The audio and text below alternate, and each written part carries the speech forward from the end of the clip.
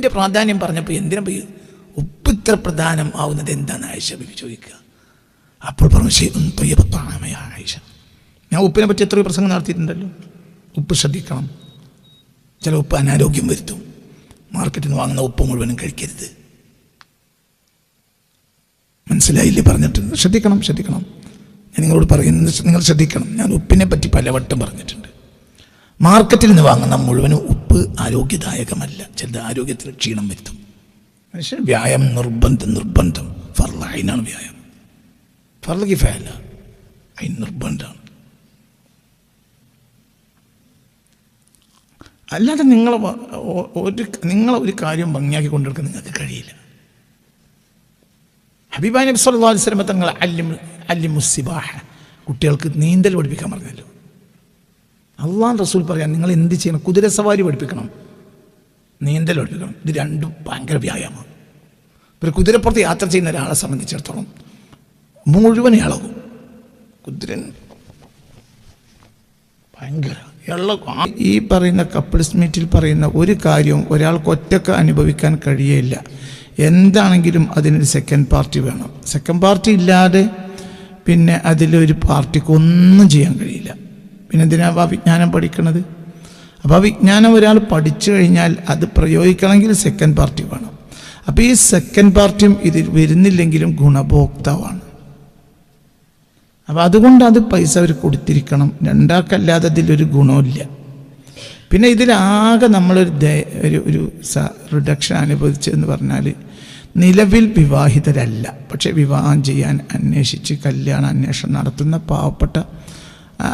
പാവപ്പെടാത്ത പെണ്ണുങ്ങൾ, ആണുങ്ങൾ, അവരെ സംബന്ധിച്ചിടത്തോളം അവരിപ്പോൾ ബാച്ചിലറാണ്. അവർ കല്യാണത്തിന് ആഗ്രഹിക്കുന്നുണ്ട്. അപ്പോൾ അവർക്കൊരു മുൻകരുതൽ, ഒരു ചെയ്യേണ്ട കാര്യങ്ങൾ ഒരു പ്രീ മാരിറ്റൽ കോഴ്സ് പോലെ അവർക്ക് ഉപകരിക്കും, അത് വലിയ ഉപകരിക്കും. പക്ഷെ നിലവിൽ അവർ പിന്നെ ഒറ്റക്ക് ജീവിക്കുന്നവരാണ്. അപ്പോൾ അവരെ ഒരു ബുദ്ധിമുട്ടിക്കരുതല്ലോ എന്ന് വെച്ച് അവരോട് ഒരു റിഡക്ഷൻ ചെയ്തതാണ്. ഒറ്റക്ക് ബാച്ചിലറായ ഒരു പുരുഷൻ, ഒരു സ്ത്രീ, അവർക്ക് വിവാഹത്തിന് താല്പര്യമുണ്ട്, അന്വേഷണം നടത്തിക്കൊണ്ടിരിക്കുന്നുണ്ട്. അപ്പോൾ അവർക്ക് കാര്യങ്ങൾ മനസ്സിലാക്കുന്നത് നല്ലതാണ്. അതേസമയത്ത് അവർക്ക് ചിലവഴിക്കാൻ വേറൊരാളില്ല. അപ്പോൾ അവർക്ക് നമ്മളൊരു 500 രൂപ കൊടുത്താൽ മതി. അത് ഒരു ബാച്ചിലർക്ക് മാത്രം അനുവദിച്ച ഒരു സംഗതിയാണ്. ഇത്തരം കാര്യങ്ങളൊക്കെ നടത്തിക്കൊണ്ട് പോകുന്ന വ്യക്തികൾ അതിന്മേൽ വലിയ ലാഭങ്ങൾ ഉണ്ടാക്കാറുണ്ട്. പക്ഷേ ഇതൊരു കമ്മിറ്റിയാണ്, ഇതൊരു ലാഭം ഉണ്ടാക്കുന്ന പരിപാടിയോ അതിനുശേഷം നമ്മൾ ഓഹരി ചെയ്യുന്ന ഒരു കച്ചവടമോ അല്ല. ഇതൊരു നന്മയാണ്. പിന്നെ ഇതിൻ്റെതായ കാര്യങ്ങൾ ഉണ്ട്, വലിയ ചിലവുണ്ട്. ഒരു വളരെ കൃത്യമായ കണക്ക് വെക്കുന്ന, ഇനി നിങ്ങളിതിൻ്റെ ഒരു വർഷം തികയുമ്പോൾ ഇതിനെ കണക്കുകൾ വെക്കും. അപ്പോൾ അതിന് നിങ്ങൾ പങ്കെടുത്തോളി. ആ കണക്ക് നിങ്ങൾക്ക് തന്നെ വ്യക്തമായി മനസ്സിലാവും എന്താ ഇതൊക്കെ ചെയ്തത്, എന്താണ് കാര്യം, ഒക്കെ കൃത്യമാണോ, എല്ലാം വളരെ സുതാര്യമായി വൃത്തിയായി കൈകാര്യം ചെയ്യുന്നതാണ്. അപ്പോൾ യാതൊരു കാരണവശാലും ഒരാളും പിന്നെ ഞാൻ 1000 രൂപ അടക്കൂലാന്ന് പറയരുത്. ഒന്ന്. രണ്ടാമത്തത്, നമ്മളുമായി ക്ലാസ്സുമായി ബന്ധപ്പെട്ട ആളുകളൊക്കെ നിർബന്ധമായി പെട്ടെന്ന് രജിസ്റ്റർ ചെയ്യണം. കാരണം അന്ന് വന്ന് തള്ളരുത്. അന്ന് വിദൂര ദിക്കുന്നൊക്കെ വരുന്ന ആളുകൾക്ക് സോഷ്യൽ മീഡിയ ഉപയോഗിക്കാനോ മറ്റോ കഴിയാത്തവർ അങ്ങനെ വരുന്ന അവർ വന്നോട്ടെ. അതേസമയത്ത് നമ്മൾ ഈ ക്ലാസ്സിൻ്റെ ബന്ധപ്പെട്ട ആളുകൾ വന്നിട്ട് ഇന്നൊന്നും രജിസ്റ്റർ ചെയ്യാതെ അന്ന് വന്ന് തള്ളാന്ന് ചെയ്യാൻ പാടില്ല എന്നല്ല ഞാൻ പറഞ്ഞു. പക്ഷെ നിങ്ങളെ സംബന്ധിച്ചിടത്തോളം നിങ്ങൾ സദാ നമ്മളെ കൂടെയുള്ള ആളുകളല്ലേ, നിങ്ങളതിൻ്റെ ഒരു മാന്യത കാണിക്കുന്നത് നല്ലതല്ലേ.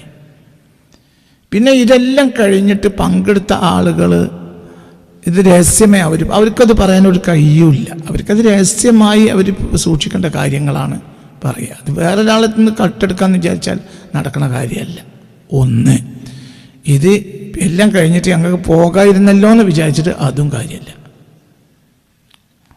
ഇത് നിങ്ങളിപ്പോൾ തന്നെ ചെയ്യണം.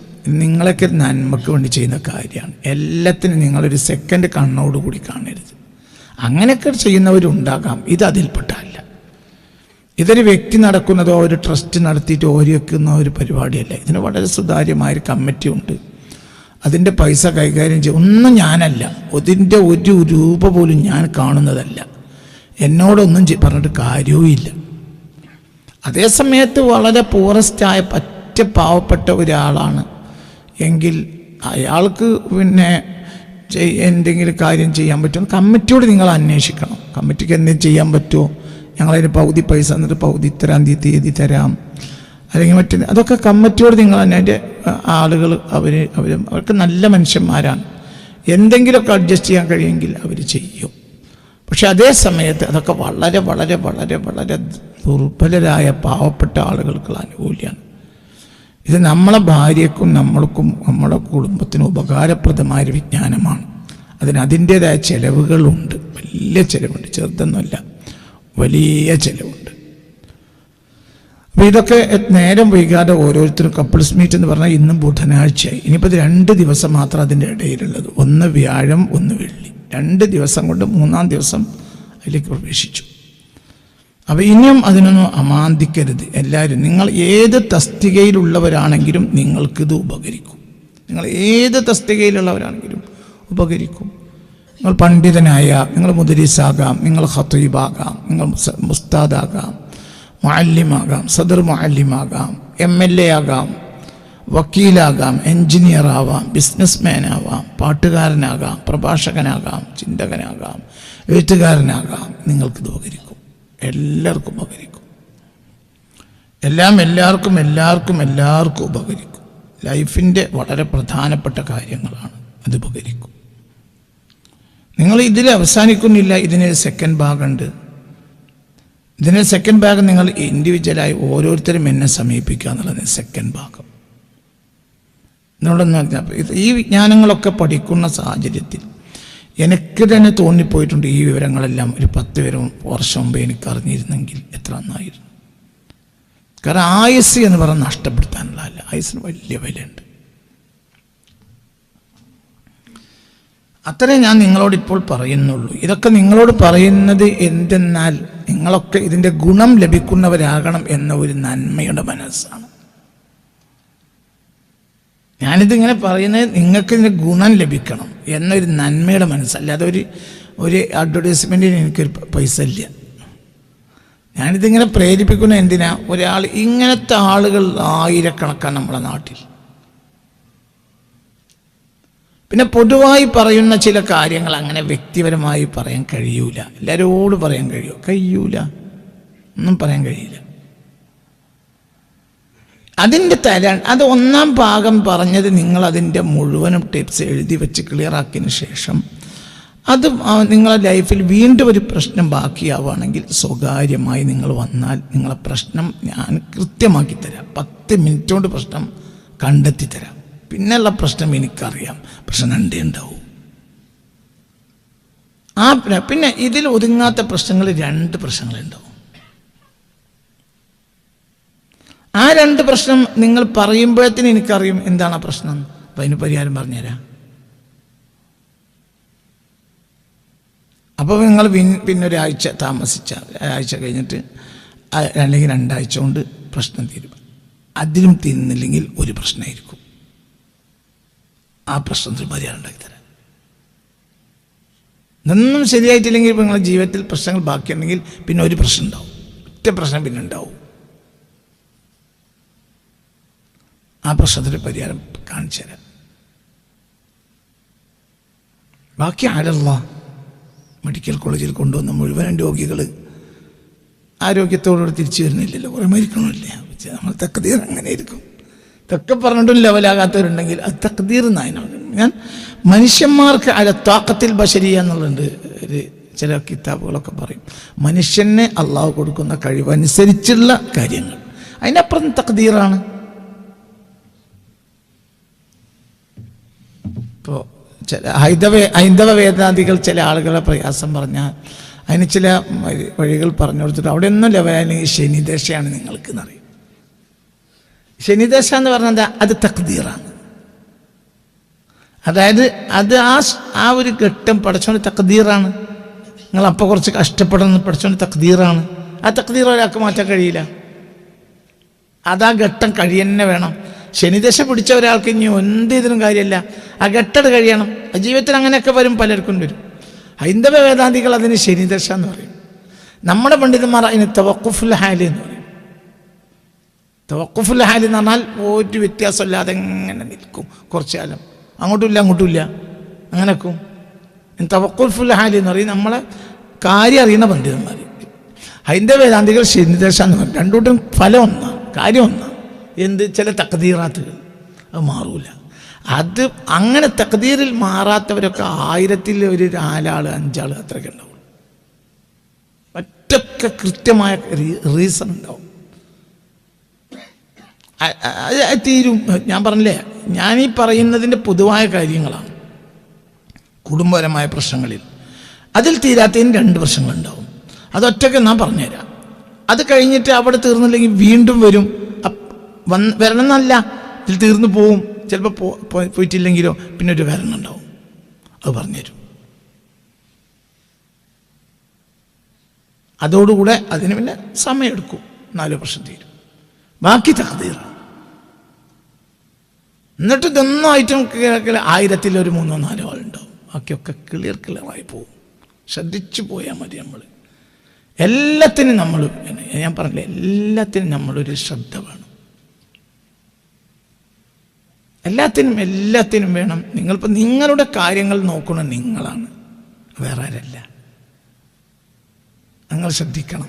ഓരോരുത്തരും ഡോക്ടറല്ല, ഡോക്ടർക്ക് പറഞ്ഞു തരാനേ കഴിയുള്ളൂ.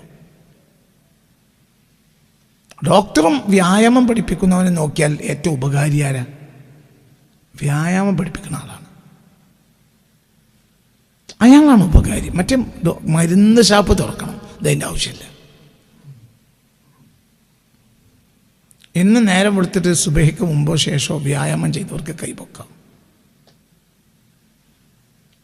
ഒരാളുണ്ട്. അത് അന്തല്ലായ്മയാണ്. വ്യായാമം നിർബന്ധമാണ്. മനുഷ്യന് വ്യായാമം നിർബന്ധം. ഫർള് ഐനാണ് വ്യായാമം. ഫർള് കിഫായല്ല, ഐൻ നിർബന്ധമാണ്. അല്ലാതെ നിങ്ങളെ ഒരു കാര്യം ഭംഗിയാക്കി കൊണ്ടെടുക്കാൻ നിങ്ങൾക്ക് കഴിയില്ല. ഹബീബായ നബി സല്ലല്ലാഹു അലൈഹി വസല്ലം തങ്ങൾ അല്ലിമുസ്സിബാഹ, കുട്ടികൾക്ക് നീന്തൽ പഠിപ്പിക്കാൻ പറഞ്ഞല്ലോ. അള്ളാഹു റസൂൽ പറയാൻ നിങ്ങൾ എന്ത് ചെയ്യണം? കുതിര സവാരി പഠിപ്പിക്കണം, നീന്തൽ പഠിപ്പിക്കണം. ഇത് രണ്ടും ഭയങ്കര വ്യായാമമാണ്. ഒരു കുതിരപ്പുറത്ത് യാത്ര ചെയ്യുന്ന ഒരാളെ സംബന്ധിച്ചിടത്തോളം മുഴുവൻ ഇളകും. കുതിര ഭയങ്കര ആകെ ഇളകും. കൈയും കാലും. കുതിരേനെ കാലിൻ്റെ വയറ്റിൻ്റെ അടിഭാഗത്തിട്ട് കാലിട്ട് അടിക്കണം. കൈ ഇളകും, കാലിളകും, തലയിളകും, എല്ലാം ഇളകാത്ത ഒന്നും ഉണ്ടാവില്ല. അതേപോലെ തന്നെ സിബാഹത്ത്, നീന്തൽ പോലത്തെ ഒരു വ്യായാമമില്ല. നീന്തൽ നല്ല വ്യായാമമാണ്. അത് റസൂലിനെ പഠിപ്പിക്കുകയാണ്. നിങ്ങൾ എന്ത് ചെയ്യേ? കുട്ടികൾക്ക് നിങ്ങൾ നീന്തൽ പഠിപ്പിക്കുകയും. മരുഭൂമിയിൽ എവിടെയെങ്കിലുമൊക്കെ മരുപ്പച്ചകൾ ഉണ്ടാവുള്ളൂ. ആ മരുപ്പച്ചകളിലാണ് ഈ കുളണ്ടാണ്. എന്നിട്ടാണ് ഇത് 44 റിവറുകളുള്ള നാട്ടിലാണ് നമ്മളിത് പറയണത്. അള്ളാഹു റസൂലിൻ്റെ നാട്ടിൽ റിവറേ ഇല്ല. എവിടെയെങ്കിലും ഒരു മരുപ്പച്ച ഉണ്ടെങ്കിൽ ആ മരുപ്പച്ചത്തിൽ കുളം ഉണ്ടാവും. എന്നിട്ട് അവിടെ പോയിട്ട് എന്ത് ചെയ്യണം? നീന്തണം. നീന്തൽ നല്ലൊരു വ്യായാമമാണ്. അസ്യഹത്തു ഖൈറു മിനൽ ഗിന. സമ്പത്തിനല്ല നിങ്ങൾ അധ്വാനിക്കേണ്ടത്, ആരോഗ്യത്തിനാണ്. സമ്പത്തല്ല വലുത്. നിങ്ങളെ കയ്യിൽ സമ്പത്തുണ്ട്, എനിക്ക് ഉപകരിക്കും. പക്ഷെ നിങ്ങളെ ആരോഗ്യം എനിക്ക് ഉപകരിക്കൂല. മനസ്സിലാണ്ട് പറഞ്ഞത്? ഇതൊക്കെ ചെയ്യണം. നമ്മളെ ലൈഫ് നമ്മൾ ശ്രദ്ധിക്കുക തന്നെ വേണം. നമ്മൾ ആരോഗ്യം നമ്മൾ ശ്രദ്ധിക്കണം. നമ്മളിങ്ങനെ വയലെന്ന് പറഞ്ഞാൽ പോരാ, വയൽ കേട്ടാലും പോരാ. നമ്മൾ ചെയ്യേണ്ട കാര്യങ്ങളൊക്കെ ചെയ്യണം. അല്ലെങ്കിൽ നമുക്ക് സന്തോഷകരമായ ജീവിതം ഉണ്ടാവില്ല.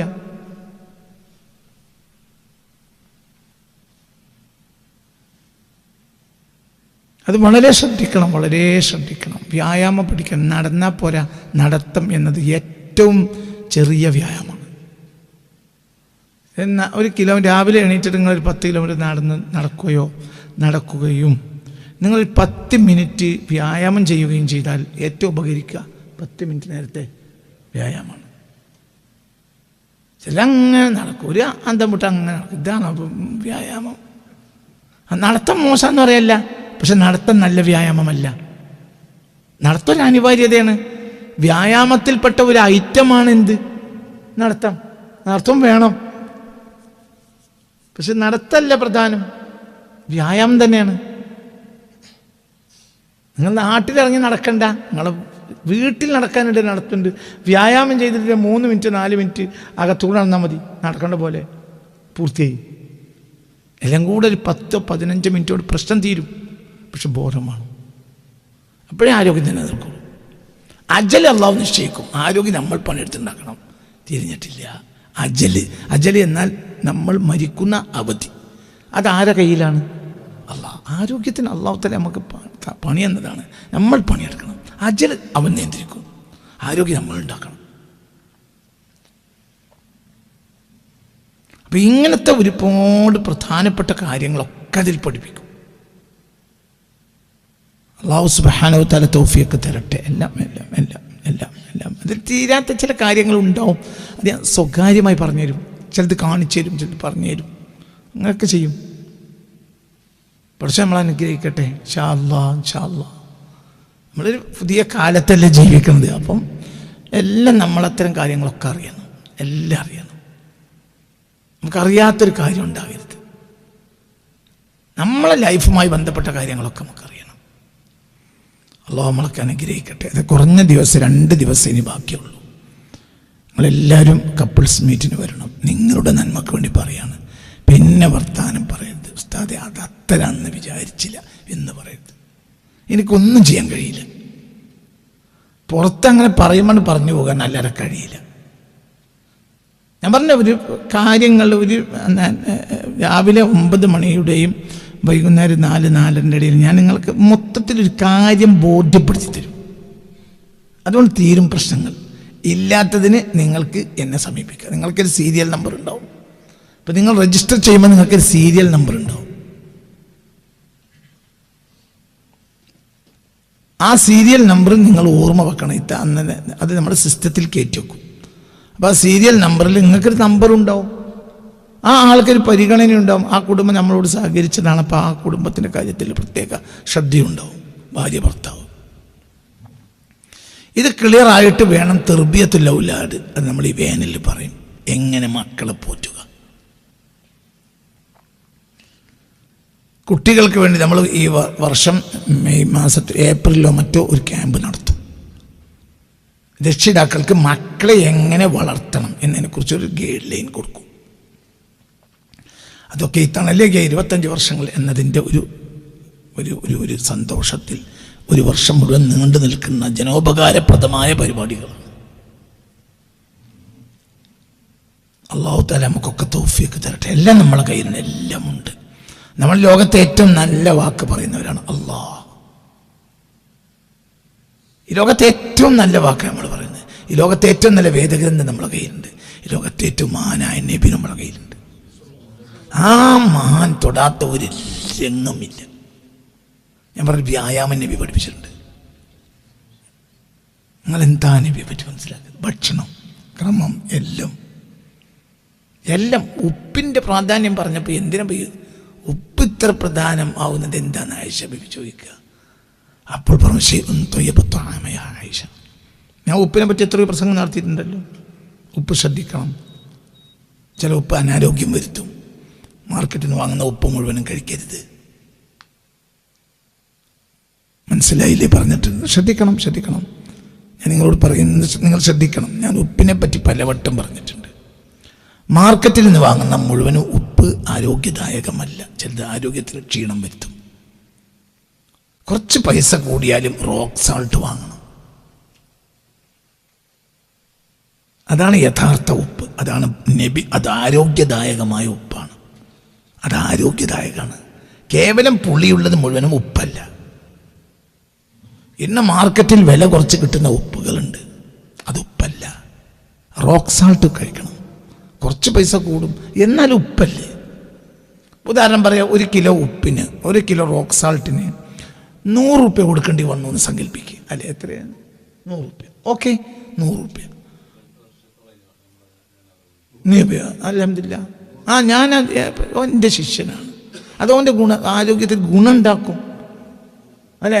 ഒരു കിലോ റോക്ക് സാൾട്ടിന് 100 റുപ്യ സങ്കല്പിക്കുക. എത്ര കാലം ഉപയോഗിക്കരുത്. ഏറ്റവും ചുരുങ്ങിയത് നിങ്ങളെ വീട്ടിൽ ഉപയോഗിക്കണമെങ്കിൽ ഒരു 15 ദിവസത്തിനോ അല്ലെങ്കിൽ 20 ദിവസം അല്ലേ, അല്ലെങ്കിൽ ഒരു മാസത്തിൻ്റെ ഉള്ളിൽ.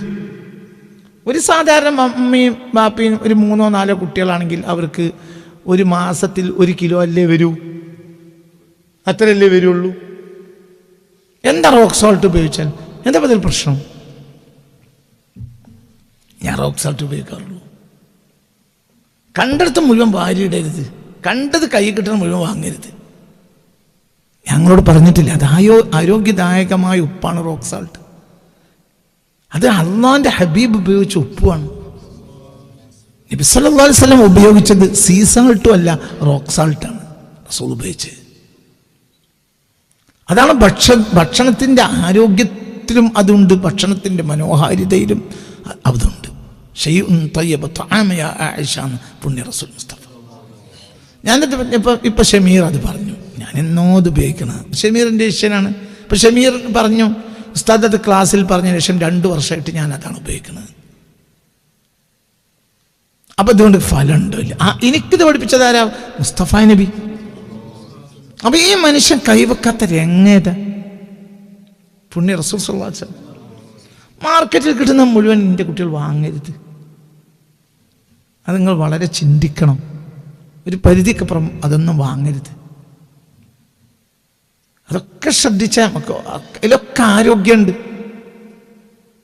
അപ്പം ഞാൻ നിങ്ങളോട് പറയുന്നത് നിങ്ങൾ ശ്രദ്ധിക്കണം. എല്ലാവരും റോക്ക് സാൾട്ട് ഉപയോഗിക്കുക. കുറച്ച് പൈസ കൂടുതലാണ്.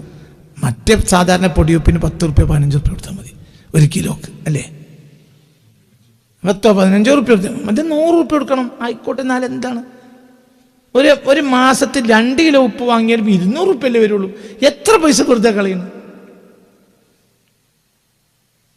എന്താ അതൊക്കെ ചെയ്യാൻ? അതിനു വേണ്ടി പടച്ചോൻ റോക്കുകൾ ഉണ്ടാക്കി വെച്ചിട്ടുണ്ട്, പാറകൾ, വലിയ വലിയ പാറ. എന്താണ് പാറ?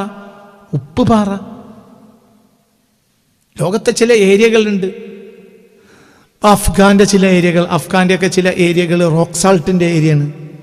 അത് അക്കാലം മുതൽ നബി സല്ലല്ലാഹു അലൈഹി വസല്ലമയുടെ കാലം മുതലേ അവിടെ നിന്ന് അത് പൊട്ടിച്ചു കൊണ്ടുവന്നിട്ടാണ് ഷാമിലും യമനിലും അറേബ്യയിലൊക്കെ ഉപയോഗിക്കുന്നത്. മറ്റത് കെമിക്കലാണ്. എന്ത് ഈ പൊടിയുപ്പ് എന്ന പേരിൽ ഇന്ന് നമ്മളെ വീടുകളിൽ കൊണ്ടുവരുന്നത് കെമിക്കലാണ്. അത് നിന്റെ ആരോഗ്യത്തെ നശിപ്പിക്കും. എത്ര നല്ല ഭക്ഷണം എല്ലാം നീ ക്ലിയർ ചെയ്തു. നല്ല അരി നമ്മളെ വയലിൽ ഉണ്ടാക്കിയ നെല്ല്. ഇപ്പം ഞങ്ങളൊക്കെ നെല്ലുണ്ടാക്കുന്നവരാ. നമ്മളെ വയലിൽ ഞങ്ങൾ നെല്ല് വിൽക്കാറുമില്ല. നെല്ല് പറമ്പിലുണ്ടാക്കി പാടത്തുണ്ടാക്കിയ നെല്ല് നമ്മൾ തന്നെ ഉപയോഗിക്കും. ചിലപ്പോൾ വേറെ മൂത്താപ്പാൻ്റെ അളാപ്പാൻ്റെ മക്കളൊക്കെ ഉണ്ടാക്കും.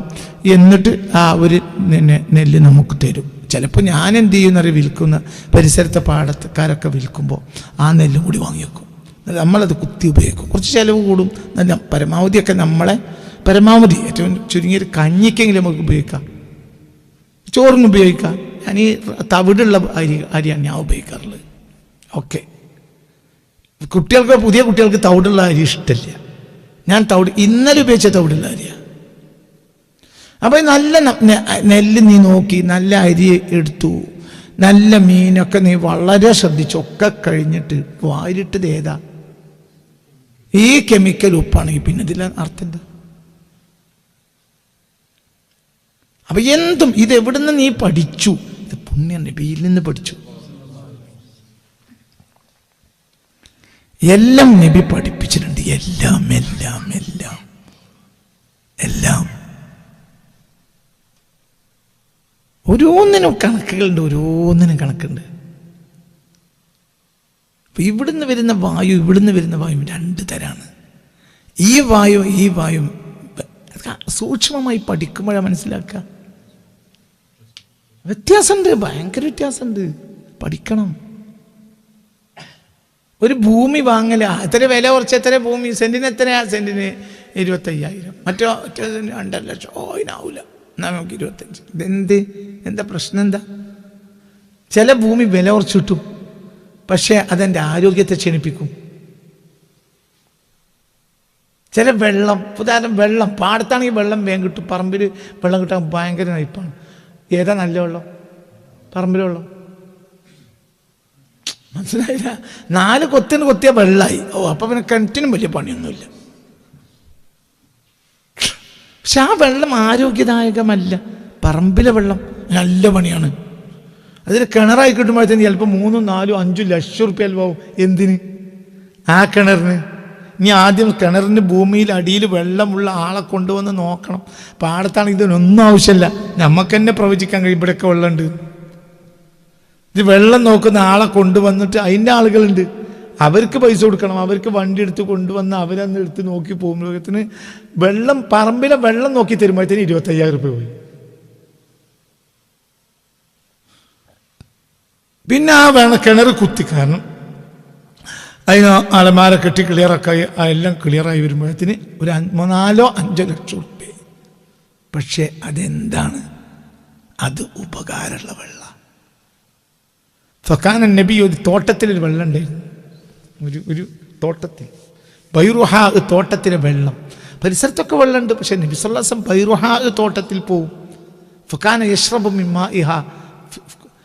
فكان النبي صلى الله عليه وسلم الماء الذي في بيرها إلى വെള്ളം റസൂലുള്ളാഹിക്ക് ഇഷ്ടായിരുന്നു. ഫക്കാന യദ്ഖുലുഹാ, ആ തോട്ടക്കാരൻ്റെ സമ്മതപ്രകാരം ആ തോട്ടത്തിൽ നബി പ്രവേശിക്കാറുണ്ടായിരുന്നു. ഫക്കാന യശ്റബു മിൻ മാഇഹാ, ആ തോട്ടത്തിലെ വെള്ളം റസൂലുള്ളാഹി ഇഷ്ടത്തോടെ കുടിച്ചിരുന്നു. ലോകത്തെ തബീബുൽ അത്തിബ്ബാ, ലോകത്തെ ഡോക്ടർമാർക്ക് ഡോക്ടറാണ് മുഹമ്മദ് മുസ്തഫ. അതിൻ്റെ ആ തോട്ടത്തിൻ്റെ പ്രത്യേകതയാണത്. ആ മണ്ണിൻ്റെ പ്രത്യേകതയാണ്. എല്ലാം ഒരുപോലെയല്ല, എല്ലാ മണ്ണും ഒരുപോലെയല്ല. എല്ലാ മണ്ണും ആരോഗ്യദായകമല്ല, എല്ലാ മണ്ണിലെ വെള്ളം ആരോഗ്യദായകമല്ല. നമ്മളെ ഏറ്റവും ചുരുങ്ങിയ അതൊന്നും പറ്റൂല, നല്ലോണം ആലോചിക്കണം. ബാക്കി തഖ്ദീറാണ്. നമ്മൾ സൂക്ഷിക്കേണ്ടത് സൂക്ഷിച്ചു, മനസ്സിലാവണം. നമ്മൾ സൂക്ഷിക്കേണ്ടത് സൂക്ഷിച്ചു, എന്നിട്ട് നമ്മൾക്ക് അപകടം പറ്റിയ അത് തഖ്ദീറാണ്. അതിന് നമുക്ക് മറുപടിയില്ല. മനസ്സിലാവണ്ട? പറഞ്ഞ എല്ലാം നമ്മുടെ നബി പറയാത്ത